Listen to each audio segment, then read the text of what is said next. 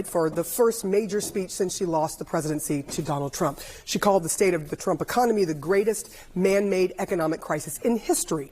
Many of the polling numbers have been very unfavorable for President Trump and his work on the economy in particular. But do Americans still believe that Trump was the right choice compared to Harris? CNN's chief data analyst, Harry Enten, has been digging through these numbers to try to find the answers. So what do you got? What do I got? Well, we asked the question in our last CNN poll, who would be doing a better job as president? Guess who comes out on top? Within the margin of error, but comes out on top. This looks a lot like the election result, right? Trump 45%, 2 points ahead of Harris at 43%. 12% say they'd be doing about the same.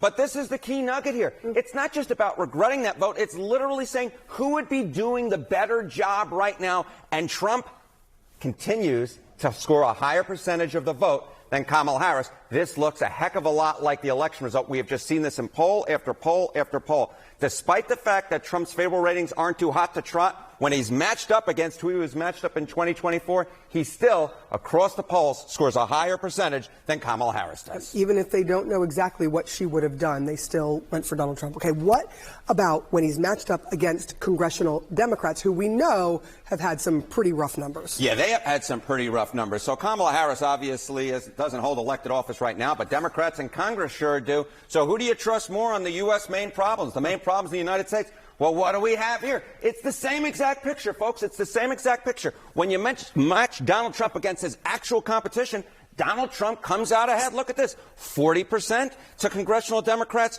32%. Going to make a big circle here. But the bottom line is, when you look at Donald Trump in a vacuum, it's one thing. But when you actually match him up against folks in the real world, all of a sudden his numbers look considerably better. And when you match him up against his main competition at this point, Democrats in Congress, he is more trusted on the main problems facing the United States right now. In fact, it's not even close. It's an 8-point advantage, which in this politics, well, that's a wide ocean. It's huge, and maybe tells the Democrats that their messaging is not working at Correct. This point in time. All right, speaking of the big issues, which party is better trusted when it comes to things like the economy and immigration still? Right. Okay. So we kind of talk about it a little bit up here when we match up Donald Trump against the Democrats in Congress. But what about the parties up against each other, right? Donald Trump has not seen those favorable polls when it comes to the economy, when it comes to immigration. But look here, which party has a better plan? And this is the margin among registered voters. Look at this on immigration. The GOP crushes the Democrats. Look at that. That's a 19-point edge. My goodness gracious. You rarely ever see leads like that in politics these days. How about on the economy, where Donald Trump's numbers have been struggling a little bit?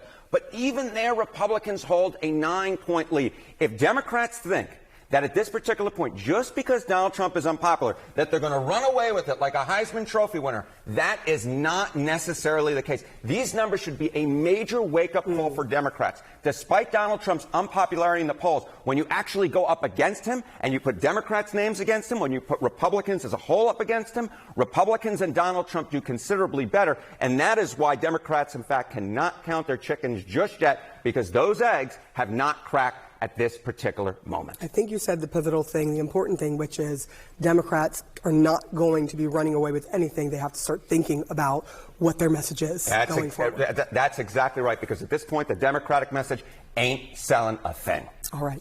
Harry Enten, thank you.